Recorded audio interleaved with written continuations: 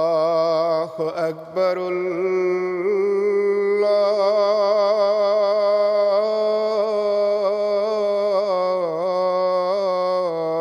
الله أكبر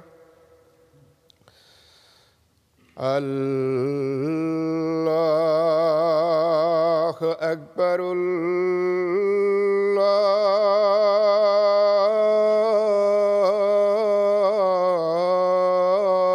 الله أكبر أشهد أن لا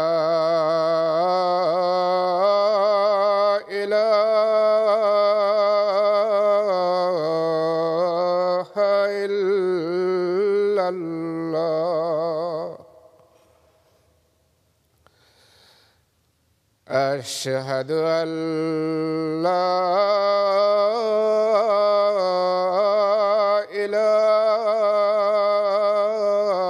إله إلا الله أشهد أن محمدًا رسول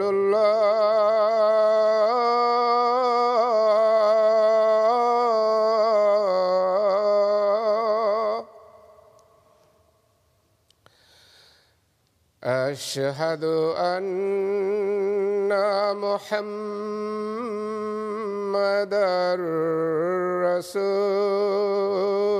رسول الله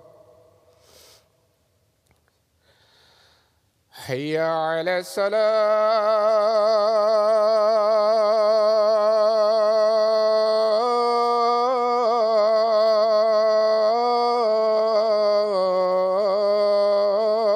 الصلاة حي على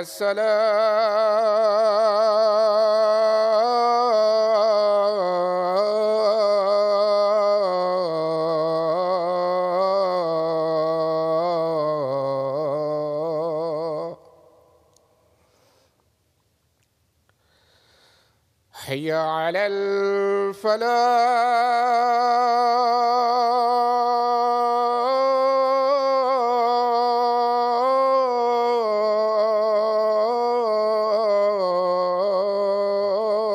الفلاح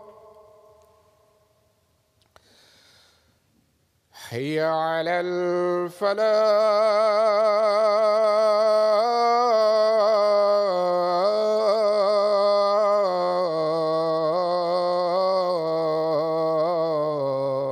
الفلاح الله أكبر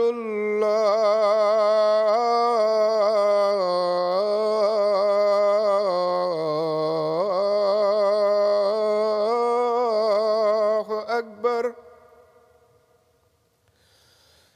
لا إله إلا الله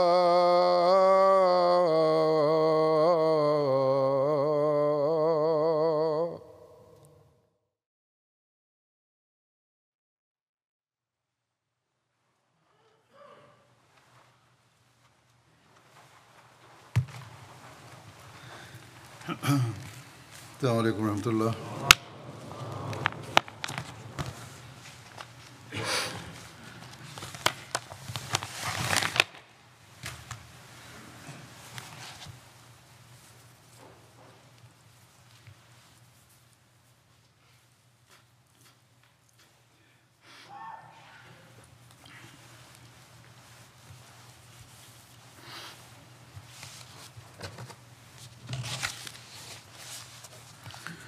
أشهد أن لا إله إلا الله وحده لا شريك له وأشهد أن محمدًا عبده ورسوله أما بعد فأعوذ بالله من الشيطان الرجيم بسم الله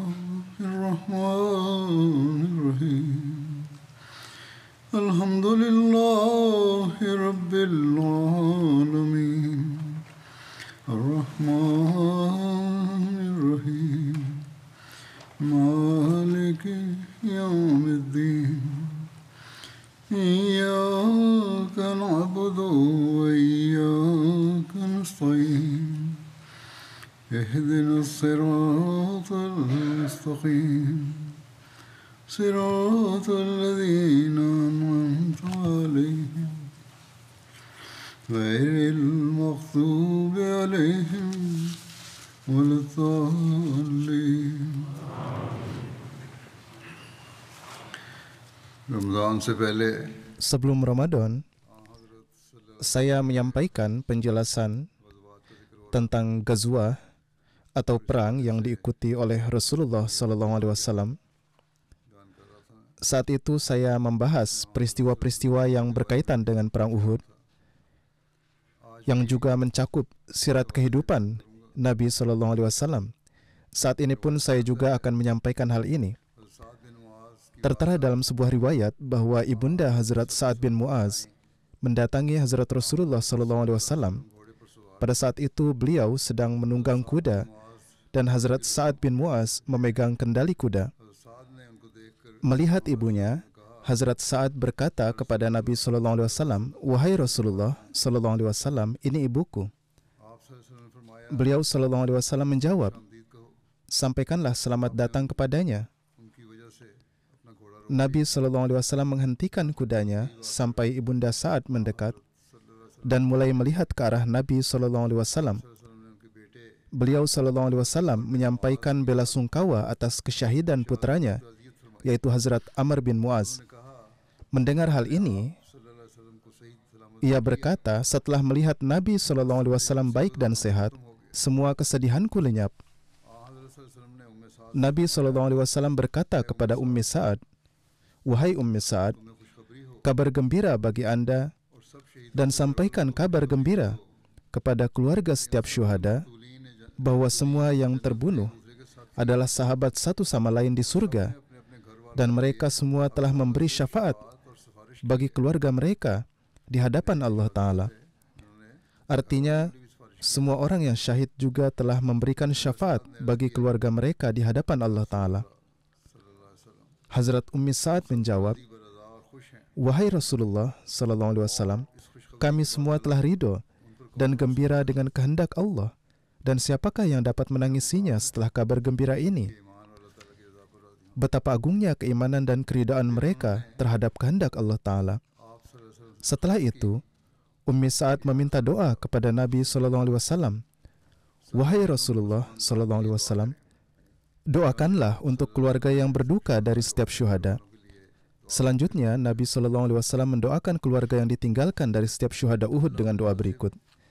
"Allahumma azhib huzna qulubihim wajbur musibatahum wa ahsinil khalafa ala man khulifu."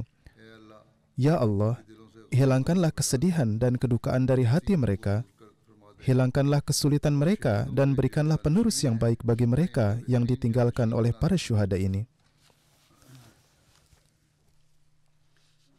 Kemudian Hazrat Muslih Maud radhiyallahu ta'ala anhu dalam menerangkan tentang pengkhidmatan masyarakat Madinah, beliau bersabda, ketika Rasulullah SAW kembali dari medan perang Uhud, para wanita dan anak-anak Madinah telah meninggalkan kota untuk menyambut beliau. Seorang sahabat Ansari yang tua dan pemberani, yaitu Sa'ad bin Mu'az, tengah memegang kendali unta Nabi SAW dan ia maju dengan bangga. Saat telah dekat dengan kota, ia bertemu dengan ibundanya yang lanjut usia, yang penglihatannya sudah memburuk. Di pertempuran Uhud, salah satu putranya juga terbunuh. Mata wanita tua ini telah sakit sehingga penglihatannya memburuk. Seraya berdiri di depan para wanita, Ummi Sa'ad mulai melihat ke sana kemari dan bertanya di mana Nabi SAW berada. Sa'ad bin Mu'az mengira jika ibunya menerima kabar syahid putranya, maka ibunya akan sangat sedih. Inilah sebabnya beliau ingin agar Nabi SAW memberinya semangat dan menghiburnya. Oleh karena itu, ketika Hazrat Sa'ad melihat ibundanya, ia berkata, "Wahai Rasulullah SAW, ibuku ada di sini. Wahai Rasulullah SAW, ibuku ada di sini." Artinya, Hazrat Sa'ad mengatakan 2 kali bahwa ibunya akan datang. Saat berhenti, Rasulullah SAW bersabda, "Wahai ibu, sungguh menyedihkan bahwa salah satu putramu telah syahid dalam pertempuran ini." Penglihatan wanita tua itu sudah lemah, sehingga ia tidak bisa melihat wajah Rasulullah SAW.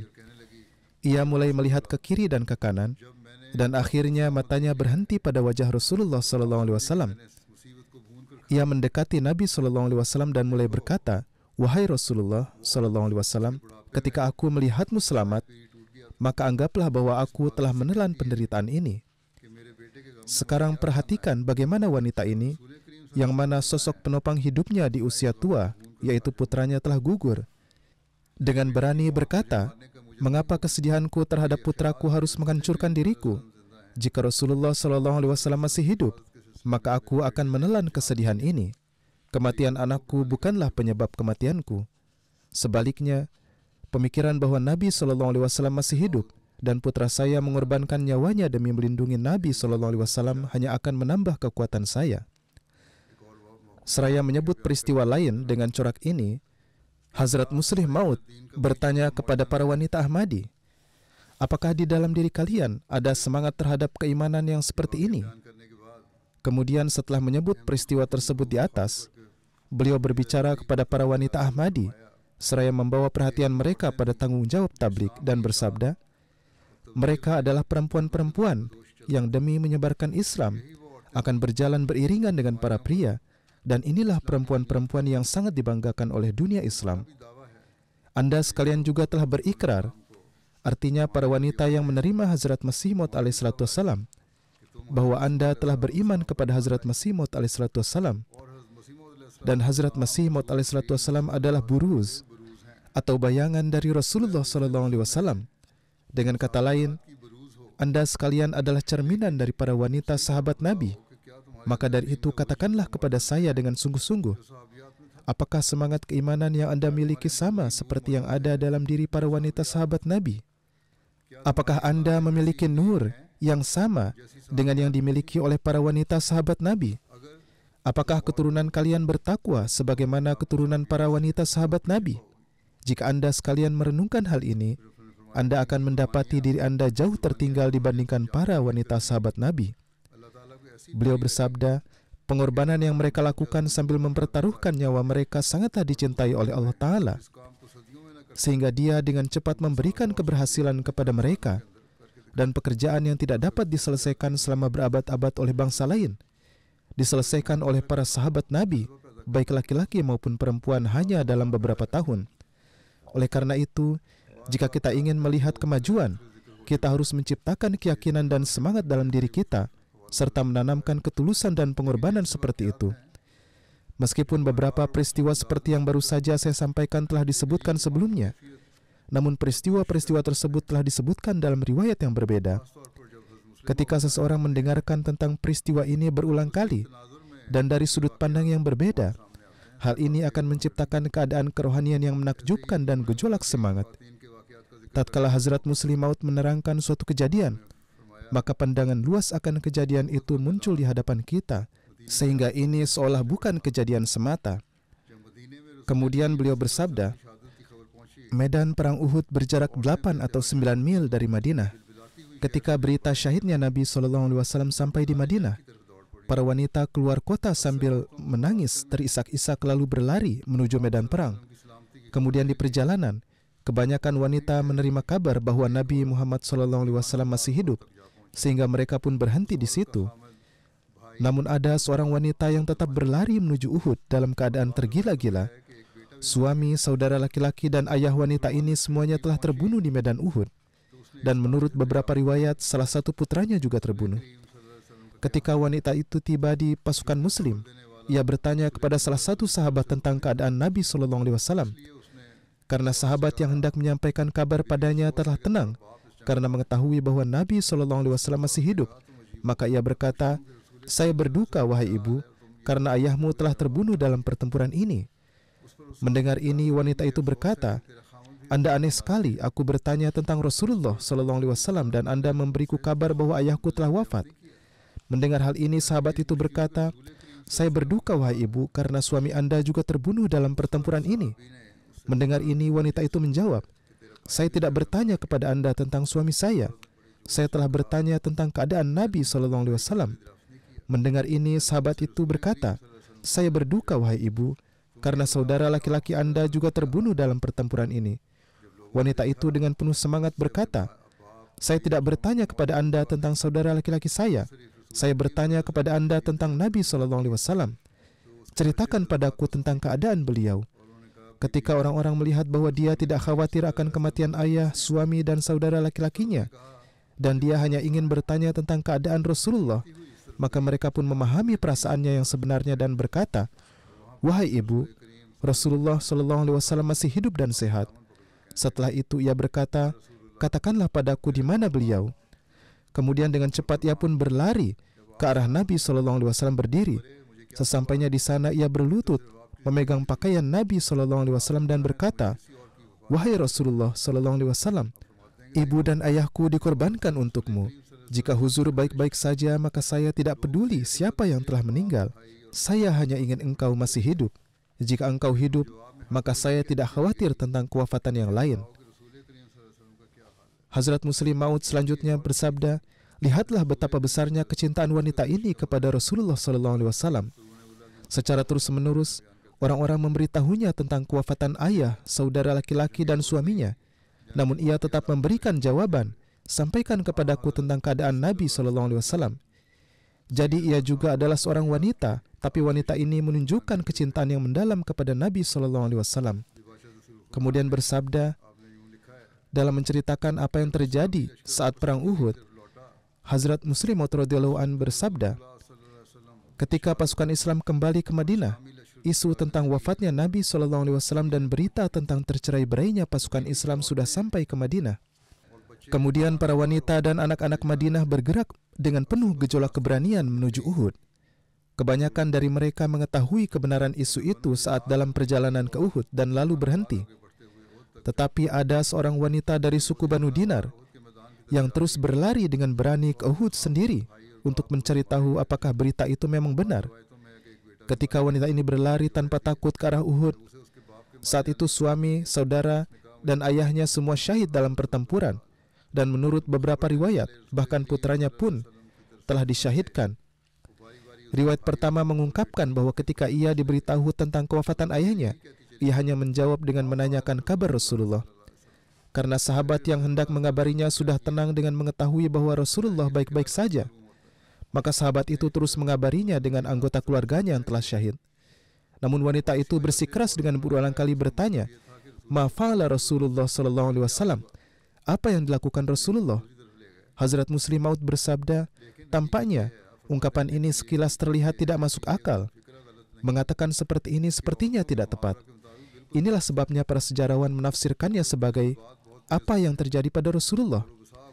Namun Hazrat Muslim Maud menjelaskan, sebenarnya ini tidaklah salah. Karena menurut ungkapan umum perempuan, hal tersebut benarlah sekali. Perasaan seorang wanita sangatlah tinggi, dan terkadang ia berbicara tentang seorang yang diketahui sudah wafat sebagai orang yang hidup dan masih ada.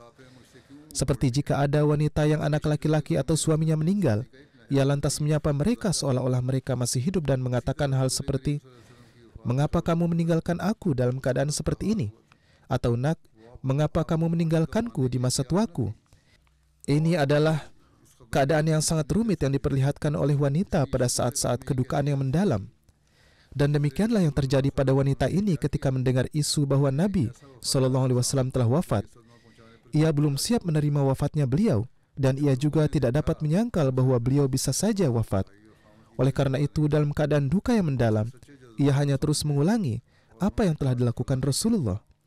Maksudnya adalah, bagaimana bisa kami menerima bahwa wujud Rasulullah yang setia tersebut tiba-tiba melukai kami dengan kewafatannya? ketika orang-orang mengamati bahwa dia tidak peduli dengan meninggalnya suami, ayah dan saudaranya dan menyadari maksud sebenarnya di balik pertanyaannya. Mereka meyakinkannya, wahai ibunda fulan, Nabi SAW adalah seperti yang Anda ingin lihat. Beliau dengan rahmat Allah adalah baik-baik saja. Wanita itu bertanya kepada semua orang, tunjukkan di mana beliau. Mereka menyuruhnya untuk melangkah lebih jauh. Wanita itu berlari ke arah beliau dan memegang jubah beliau seraya berkata, wahai Rasulullah, semoga orang tuaku dikorbankan untuk engkau. Selama engkau masih hidup dan sehat, aku tidak peduli dengan kematian yang lain. Hazrat Muslim Maud bersabda, perhatikan, para sahabat pria menunjukkan teladan keimanan yang luar biasa dalam pertempuran, dan para wanita sahabat Nabi menunjukkan ketulusan mereka seperti yang baru saja saya sampaikan di hadapan Anda. Dunia Kristen sangat bangga dengan kepahlawanan Maria Magdalena dan para sahabat wanitanya dalam menghindari musuh untuk memasuki makam Nabi Isa. Namun aku berkata kepada mereka, datang dan lihatlah pengkhidmatan tanpa pamrih dari para sahabat kekasihku SAW. Setelah menguburkan para syuhada, ketika Rasulullah SAW kembali ke Madinah, beliau ditemui di batas kota oleh para wanita dan anak-anak yang menyambut beliau pulang. Hazrat Sa'ad bin Mu'az, seorang pemimpin Madinah, memegang kendali unta Nabi. Saya juga telah menyebutkan kejadian ini sebelumnya dan terus bergerak di depan dengan bangga, mungkin mengumumkan kepada orang-orang yang melihat bahwa kita sudah berhasil membawa Rasulullah kembali. Ini adalah gaya bahasa dalam periwayatan. Saat memasuki kota, Hazrat Sa'ad ditemui oleh ibundanya yang sudah lanjut usia dan penglihatannya semakin lemah. Putranya yang lain yaitu Hazrat Amr bin Mu'az juga telah syahid di perang Uhud. Ketika Nabi SAW melihatnya, beliau bersabda, saya sangat berduka atas kehilangan putra Anda ketika melihatnya. Wanita yang saleh itu menjawab, wahai Rasulullah, sekarang saya telah melihatmu dengan baik dan sehat, maka anggaplah bahwa saya telah memasak dan menelan semua kesedihan saya. Sungguh ungkapan yang sangat aneh, yaitu memasak dan menelan semua kesedihannya. Betapa tinggi standar kecintaan yang sangat mendalam yang diperlihatkan beliau. Biasanya kesedihan menguasai seseorang, namun wanita ini yang di usianya yang sudah lanjut dan telah kehilangan nafkah dan penghidupan dari kesyahidan putranya, tetap menyatakan dengan penuh semangat, yaitu, jangankan kesedihan akan menguasai diriku. Ketika melihat Rasulullah SAW masih hidup, aku malah akan menelan kesedihanku. Kematian anakku tidak akan menjadi penyebab kematianku. Inilah semangat yang sejati. Hazrat Muslim Maud seraya berdoa untuk kaum Ansar dan mengungkapkan perasaan beliau mengenai mereka bersabda, wahai kaum Ansar, semoga hidupku dikorbankan untuk kalian semua. Sungguh luar biasa pahala yang telah kalian peroleh. Mengenai bagaimana teladan Nabi dalam menghadapi perilaku orang-orang munafik dan Yahudi di Madinah, serta sikap Hazrat Umar yang penuh semangat dalam menanggapi mereka, tertera bahwa ketika Nabi SAW sampai ke Madinah setelah perang Uhud, orang-orang munafik dan Yahudi di Madinah mulai merayakan kegembiraan dan menjelek-jelekan umat Islam. Mereka berkata, Muhammad berkeinginan untuk memerintah, na'udzubillah. Dan sampai hari ini, tidak ada Nabi yang menderita kerugian sebesar yang ia derita. Ia sendiri terluka, begitu pula sahabat-sahabatnya. Mereka juga berkata, seandainya orang-orang yang gugur di antaramu itu tetap bersama kami, niscaya mereka tidak akan terbunuh. Hazrat Umar radhiyallahu an meminta izin kepada Nabi SAW untuk membunuh orang-orang munafik yang mengatakan hal-hal ini. Nabi SAW bersabda, tidakkah mereka bersaksi bahwa tidak ada Tuhan selain Allah? Tidakkah mereka pernah mengucapkan la ilaha illallah Muhammadur Rasulullah? Yakni, bukankah mereka telah mengucapkan 2 kalimat syahadat? Beliau bertanya, apakah mereka tidak mengucapkan 2 kalimat syahadat? Hazrat Umar menjawab, ya benar. Mereka memang mengucapkannya, tapi pada saat yang sama mereka berbicara dalam corak kemunafikan. Hazrat Umar menambahkan, mereka melakukannya yaitu mengucapkan syahadat hanya karena mereka takut terhadap pedang. Masalah mereka sudah jelas, dan sekarang setelah mereka menunjukkan apa yang ada dalam hati mereka, dan Allah telah menunjukkan kedengkian yang mereka simpan, kita harus melakukan pembalasan terhadap mereka. Mereka harus dihukum. Beliau SAW menjawab, aku telah dilarang untuk membunuh orang-orang yang telah mengucapkan syahadat ini. yaitu beliau sallallahu alaihi wasallam telah dilarang membunuh orang-orang yang mengatakan bahwa tidak ada Tuhan selain Allah dan Muhammad adalah Rasul-Nya. Hal ini adalah cukup untuk membungkam orang-orang yang menyatakan diri mereka sebagai ulama, yang mengatakan bahwa para Ahmadi adalah kafir dan membunuh mereka adalah diperbolehkan. Meskipun faktanya para Ahmadi mengucapkan kalimat syahadat dari hati mereka yang terdalam dan tidak menyimpan sedikit pun kemunafikan. Para ulama ini mengatakan bahwa mereka, yaitu para Ahmadi, adalah kafir dan membunuh mereka adalah boleh. Banyak pensyahidan terjadi adalah disebabkan oleh perkataan mereka ini. Mereka inilah para ulama yang mengaku sebagai ulama namun telah mencoreng nama baik Islam. Terdapat beberapa riwayat mengenai pemakaman para syuhada Uhud. Telah saya sampaikan sebelumnya, tetapi sekarang saya ingin menyebutkan sebuah riwayat dari Sahih Bukhari yang darinya dapat dipahami kedudukan para sahabat yang ikut serta dalam perang Uhud dan juga doa Nabi SAW untuk mereka. Hazrat Uqbah bin Amir meriwayatkan bahwa Nabi SAW melaksanakan solat jenazah bagi para syuhada Uhud 8 tahun kemudian, seolah-olah beliau mengucapkan selamat tinggal kepada mereka yang masih hidup dan juga yang sudah meninggal. Kemudian beliau bersabda, "Aku adalah pendahulu kalian dan aku adalah saksi bagi kalian, dan tempat kalian bertemu denganku pada hari kebangkitan adalah Al-Hauz. Dan aku saat ini sedang melihatnya dari tempat berdiriku ini. Aku tidak takut kalian menyembah selain Allah, tapi aku takut dunia akan menggoda kalian dan menyebabkan kalian saling bersaing memperebutkannya." Hazrat Ibnu Abbas meriwayatkan bahwa Nabi SAW bersabda, ketika saudara-saudaramu syahid di Uhud, Allah menempatkan ruh-ruh mereka pada burung-burung hijau yang turun ke sungai surga. Mereka memakan buah-buahan surga dan bersarang di lentera-lentera emas di bawah naungan Arsy.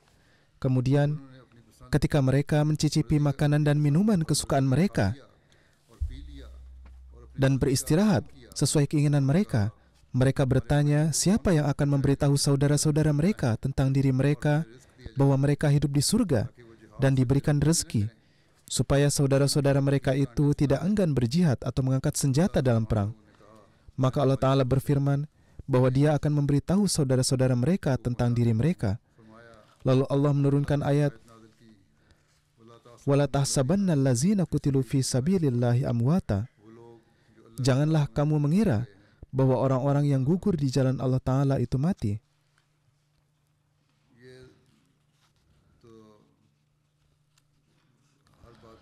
Beberapa penulis tafsir Al-Quran atau perawi hadis sering menyatakan, bukanlah suatu keharusan bahwa inilah yang menjadi alasan diturunkannya ayat ini. Karena bahkan sebelum wahyu ini pun, setiap syuhada dan syuhada Badar juga diberikan derajat yang tinggi.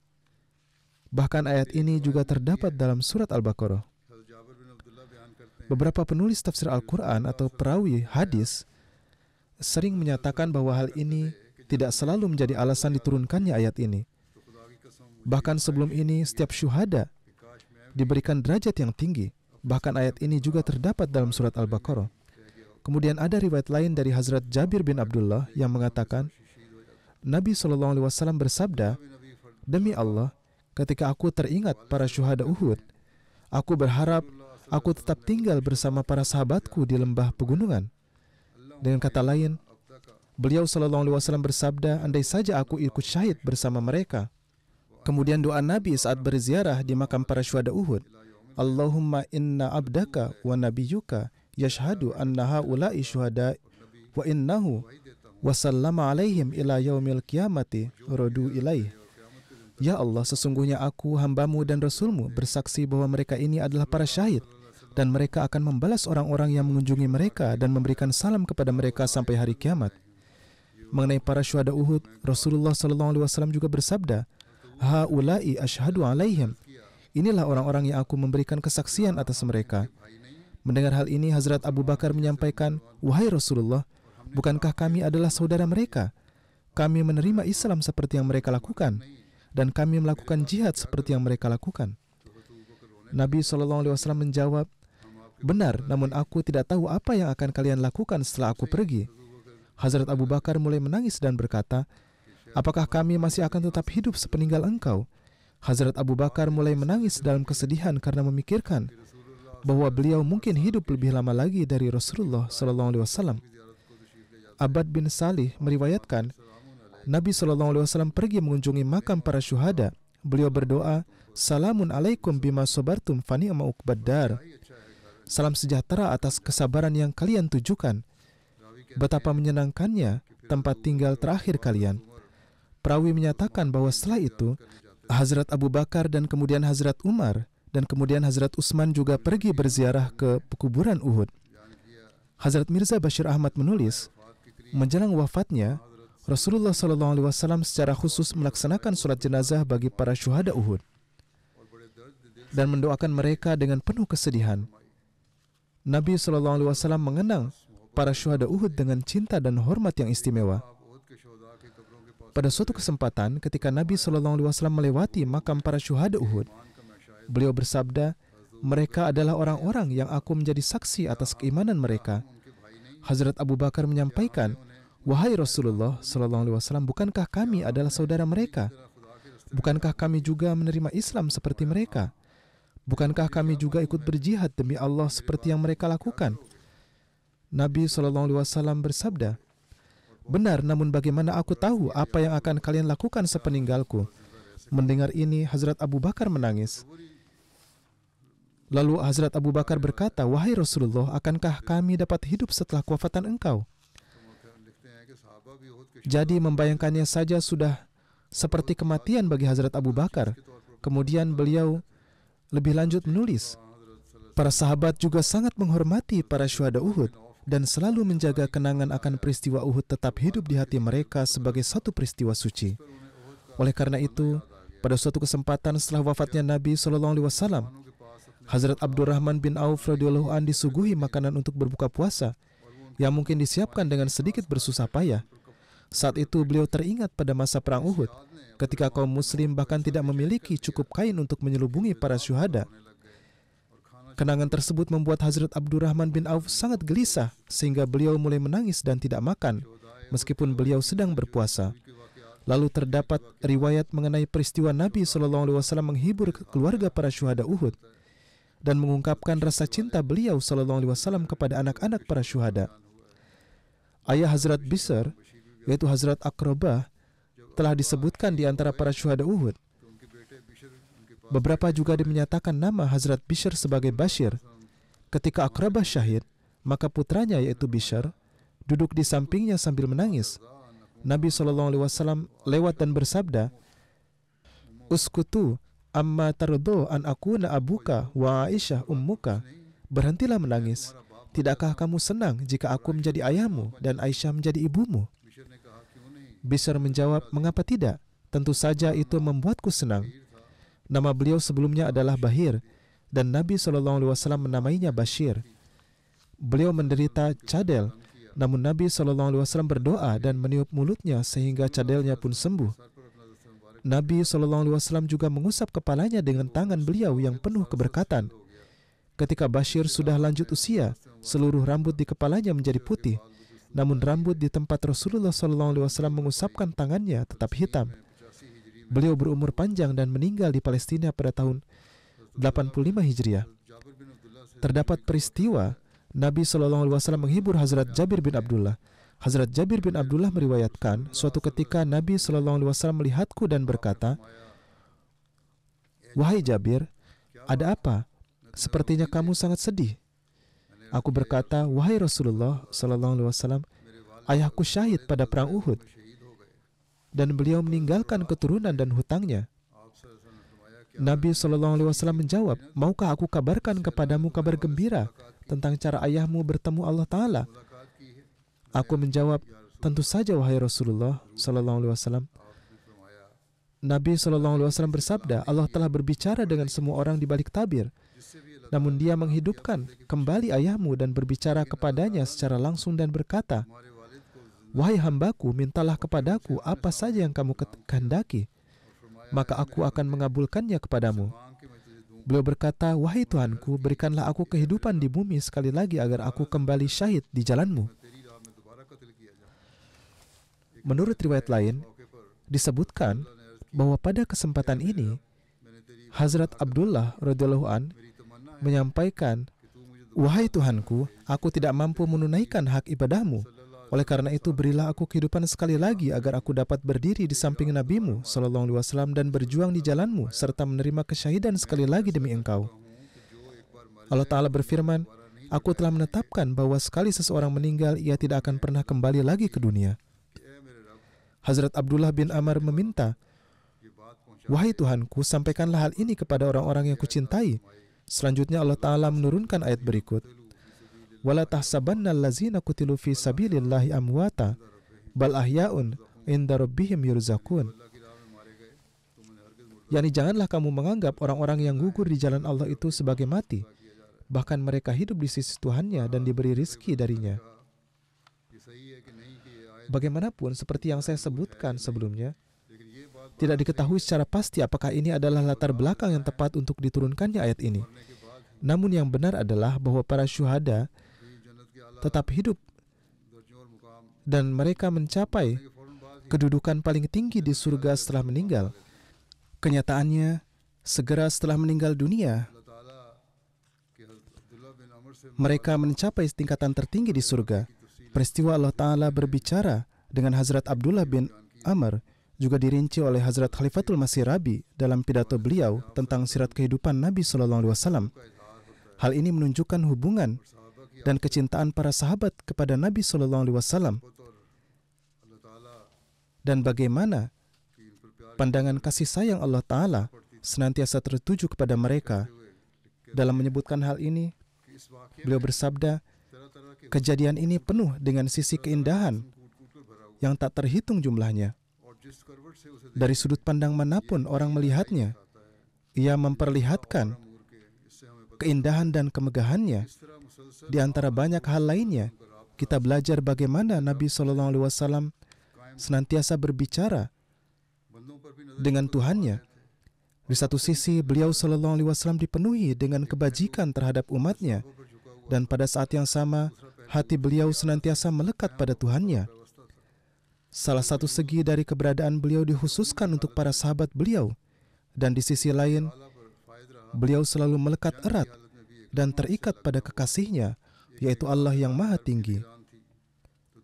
Baik pada saat kedamaian atau di tengah peperangan, beliau terus mencapai puncak tertinggi dari kedudukan kerohanian. Satu mata beliau mengawasi peperangan, sementara mata yang lainnya menyaksikan tanda-tanda keajaiban Tuhannya. Telinga yang satu mendengarkan dengan penuh kasih sayang sahabat-sahabatnya, sementara telinga yang lain akan mendengarkan suara wahyu ilahi yang menenteramkan. Tangan beliau bekerja, sementara hati beliau sibuk mengingat Tuhan. Nabi SAW selalu menghibur dan meyakinkan para sahabat beliau, sementara Allah Ta'ala sendiri tengah memberikan beliau ketentraman. Dengan mengungkapkan keinginan yang tulus dari Hazrat Abdullah bin Amr, Allah Ta'ala memberitahukan kepada Nabi SAW, "Wahai orang yang mencintaiku lebih dari siapapun, aku telah mengisi hati hamba-hambaku yang saleh dengan kecintaan yang besar kepada engkau. Bahkan setelah berlalu dari dunia sementara ini pun, mereka tetap memiliki kerinduan yang mendalam terhadap engkau." Yani sesampainya di akhirat pun, mereka meminta untuk kembali ke dunia agar dapat berperang bersama Nabi SAW. Selebihnya insya Allah akan saya lanjutkan di lain waktu. Teruslah berdoa untuk warga Palestina dan dunia pada umumnya di tengah situasi yang semakin memburuk. Ada resiko serangan terhadap Iran yang akan menyebabkan perang semakin meluas. Semoga Allah Ta'ala melimpahkan rahmatnya. Juga ada kabar diterima yang menyatakan bahwa mayoritas Ahmadi yang dipenjara di Yaman telah dibebaskan kemarin. Berdoalah untuk beberapa tahanan yang masih tersisa. Semoga Allah Ta'ala membawa perubahan di hati para penguasanya. Doakan juga secara khusus untuk Sadr Lajnah yang juga tengah berada di penjara. Semoga Allah Ta'ala memberikan sarana untuk pembebasan beliau secepatnya. Setelah sholat, saya akan memimpin 2 sholat jenazah gaib. Jenazah pertama जो जनाजा है उसका थोड़ा जिक्र कर दूं adalah मुस्तफ़ा अहमद खान साहब yang terhormat Tuan Mustafa Ahmad Khan Sahib yang merupakan putra Hazrat Nawab Abdullah Khan Sahib dan Hazrat Nawab Amatul Hafiz Begum Sahibah yang baru saja wafat. Innalillahi wa inna ilaihi rajiun. Almarhum adalah सबसे छोटी बेटी Abdul cucu Hazrat Masih Maud alaihissalam yang terkecil, yaitu cucu bungsu beliau dan merupakan putra bungsu dari putri bungsu Hazrat Masih Maud alaihissalam, yaitu Sahibzadi Amatul Hafiz Begum Sahibah. Beliau adalah cucu termuda dari Hazrat Masih Maud alaihissalam. Dengan karunia Allah Ta'ala, beliau adalah seorang musi. Pada tahun 1966, beliau memulai pekerjaan sebagai manajer di Sui Narden Gas Company. Bahkan setelah pensiun, beliau kembali menjadi direktur perusahaan. Ketika situasi terhadap Ahmadi di Pakistan memburuk, perusahaan sepenuhnya mengesampingkan beliau dan tidak memberi beliau pekerjaan yang layak. Beliau menyampaikan masalah ini kepada Hazrat Khalifatul Masih Salis, dan beliau rahimahullah menasihati bahwa keadaan pada akhirnya akan membaik dan tidak perlu khawatir dan terus saja bekerja di sana. Setelah itu keadaan pun membaik dan Allah Ta'ala melimpahkan rahmatnya kepada beliau. Beliau sangat memperhatikan orang miskin dan menjaga hubungan kekerabatan. Beliau menikah 2 kali. Istri pertamanya meninggal dunia dan kemudian beliau menikah dengan adik perempuan istrinya yang sudah mempunyai anak dari pernikahan sebelumnya. Almarhum merawat anak-anaknya seperti anaknya sendiri.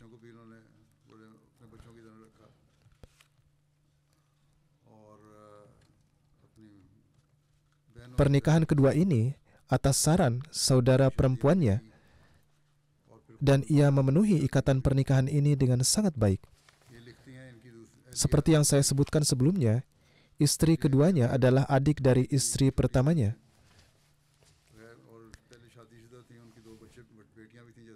Ia memiliki 2 anak perempuan dari pernikahan sebelumnya. Untuk waktu yang lama, ia membesarkan putrinya sendirian, tetapi kemudian menikah lagi. Beliau menulis, almarhum memperlakukan para non-muslim dengan sangat baik. Ada seorang anak Hindu di Sindh yang beliau tanggung semua biaya pendidikannya dan membantunya mencapai pendidikan sampai ke tingkat yang kemudian dia menjadi asisten komisaris. Dan ia selalu berkata, saya mencapai kedudukan ini karena Tuan Mustafa Khan Sahib. Alhasil hal ini adalah murni karena karunia Allah Ta'ala. Beliau sangat memperhatikan orang miskin. Beliau juga mendirikan yayasan atas nama orang tuanya di tanah pertaniannya di Nasir Abad yang beliau terima sebagai bagian dari warisan ayahnya. Beliau membangun sebuah klinik di dekat tanah, dan ini adalah klinik gratis. Dan Dr. Abdul Manan Syahid Sahib juga bertugas di klinik tersebut. Beliau tidak pernah meminta pihak luar untuk membantu menjalankan klinik ini, dan beliau menanggung semua biayanya dengan kemampuan beliau sendiri. Beliau juga sangat ramah terhadap para tamu. Ayahnya, yaitu Hazrat Nawab Abdullah Khan Sahib, juga sangat ramah kepada tamu, dan sifat ini diturunkan dalam diri beliau. Beliau juga memiliki hubungan yang sangat penuh kasih sayang dengan anak-anaknya. Beliau membina hubungan kekerabatan dengan sangat baik. Istri kedua beliau menulis ini. Beliau memperlakukan dan merawat putrinya seperti putri sendiri. Jika beliau harus bersikap tegas untuk membuat mereka memahami sesuatu, maka beliau akan melakukan sedemikian rupa sehingga mereka dapat belajar darinya. Dr. Khalid Taslim Sahib, keponakan beliau, mengatakan bahwa beliau adalah orang yang banyak membantu. Beliau memegang jabatan yang sangat tinggi di Departemen Suigas. Jika ada orang yang membutuhkan bantuan, beliau tidak akan pernah menolaknya dan terutama akan memperhatikan orang miskin. Mirza Hanif Ahmad Sahib pernah berkata, jika seseorang mengirimkan orang miskin kepadanya untuk suatu tugas, pasti beliau akan melakukannya. Beliau juga membantu memasang gas di rumah banyak keluarga miskin di Rabwah. 35 tahun yang lalu beliau didiagnosis menderita kanker dan menjalani operasi besar. Hal ini sangat mempengaruhi kehidupan beliau sehari-hari. Namun meskipun demikian, beliau selalu tetap ceria. Hal ini tidak pernah menjadi penghalang dalam sifat keramah tamahan beliau kepada tamu dan membantu orang lain. Beliau memiliki pertemanan yang sangat luas. Bahkan para penentang jemaat pun sangat menghormati beliau dan menemui beliau karena beliau adalah sosok yang selalu menebar kebaikan kepada semua orang. Beliau tidak biasa meminta bantuan orang lain, melainkan selalu berusaha berbuat baik kepada orang lain. Jika seseorang benar-benar memberikan bantuan kepada beliau, maka beliau akan selalu berterima kasih. Saya sendiri pun telah melihat sifat-sifat istimewa ini dalam diri beliau. Beliau selalu melindungi orang miskin. Beliau adalah seorang putra yang luar biasa dan yang sangat menyayangi ibundanya. Meski menjadi anak bungsu di antara saudara-saudaranya, namun beliau menunjukkan kemahiran dan kedewasaan. Ibunda beliau, Sahibzadi Nawab Amatul Hafiz Begum Sahibah, telah mempercayakannya untuk menjaga semua tanah yang diwarisi, dan beliau memenuhi tanggung jawab ini dengan sebaik-baiknya. Saudara-saudara beliau sangat mempercayai beliau. Alhasil beliau adalah seorang suami yang luar biasa, putra yang luar biasa, ayah yang luar biasa, dan saudara laki-laki yang luar biasa. Semoga Allah Ta'ala melimpahkan ampunan dan rahmatnya kepada beliau. Jenazah kedua yang akan saya solatkan jenazah gaibnya adalah Dr. Mir Ahmad Daud Sahib yang tinggal di Amerika dan meninggal dunia baru-baru ini.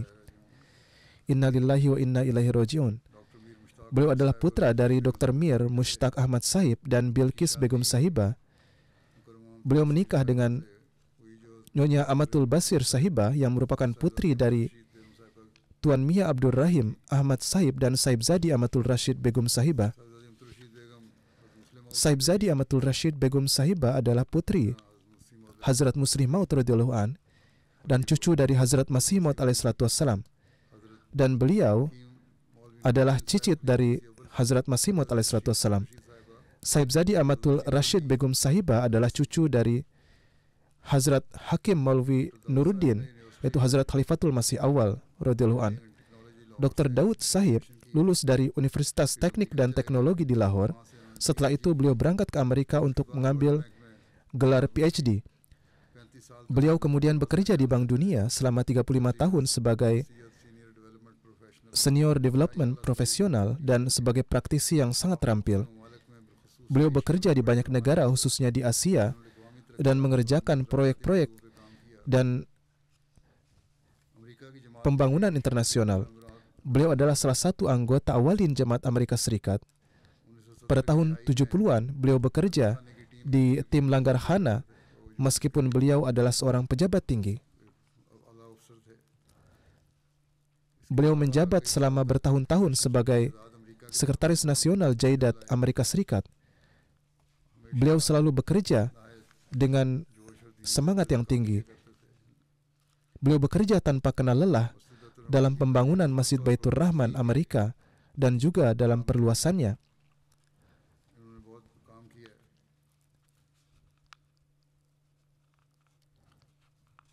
Meskipun beliau adalah seorang pejabat tinggi, beliau mengabdi kepada jemaat dengan penuh kerendahan hati. Beliau pernah menghabiskan waktu beliau di Tiongkok, dan mubalik yang bertugas di sana pada saat itu menyatakan bahwa ketika almarhum sedang belajar di sana, meskipun keadaan tidak mendukung, beliau berusaha untuk tablik di Tiongkok. Beliau sangat rendah hati dan biasa menemui semua orang dengan penuh kerendahan hati dan ceria. Beliau selalu siap untuk memberikan pengorbanan harta, dan keramah tamahan kepada tamu adalah salah satu sifat beliau yang menonjol. Beliau selalu menunjukkan kebaikan kepada semua orang. Semoga Allah Ta'ala menimpahkan maghfirat dan rahmatnya kepada almarhum.